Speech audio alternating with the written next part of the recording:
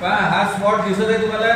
हो सर. तर सूर्य याच्यावरती आता सध्याला आहे, प्रकाशित भागामध्ये आहे तो, पण पृथ्वीचा अर्धा भाग, मागचा भाग हा प्रकाशित नाही, तो अंधारामध्ये आहे.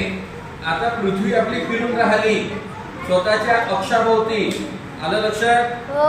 हळूहळू हळूहळू हा जो बिंदू आहे त्या बिंदूवरती प्रकाश हा कमी कमी होत चालला. दिसत आहे बेटा? कमी कमी हो सर. हो. झाला कमी? हो सर. नक्की? हो सर. आता पृथ्वी काय झाली, सूर्याच्या दुसऱ्या बाजूला गेली, तर आता त्याच्यावरती काय झालं, पूर्ण अंधार झाला, म्हणजे रात्र झाली. आलं का लक्षात? हो सर. ओके. पुन्हा आता काय करत आहे तो, हळूहळू हळूहळू फिरून राहिला. मग सूर्याभोवती आता हा भाग आलेला आहे, तर हा भाग प्रकाश आहे, म्हणजे या भागात दिवस आहे आणि मागच्या भागात रात्र, अंधार.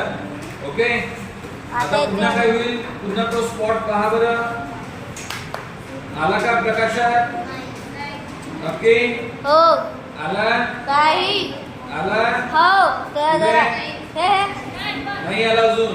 आता पहा, आता दिसत आहे? हो. या ठिकाणी दिसत आहे? हो. थोडासा प्रकाश आहे, दिसला? हो. नक्की? हो. पहा आता, अजून पहा, आला प्रकाशामध्ये? हो. दिसत आहे? दिसत आहे? हो.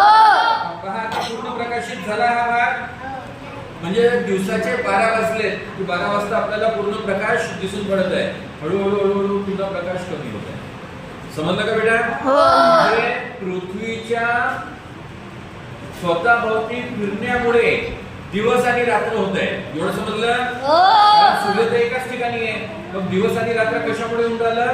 पृथ्वीच्या फिरण्यामुळे होऊन राहिलं. कळलं का? हो. पृथ्वीचं स्वतःभोवती फिरणे याला काय म्हणतात?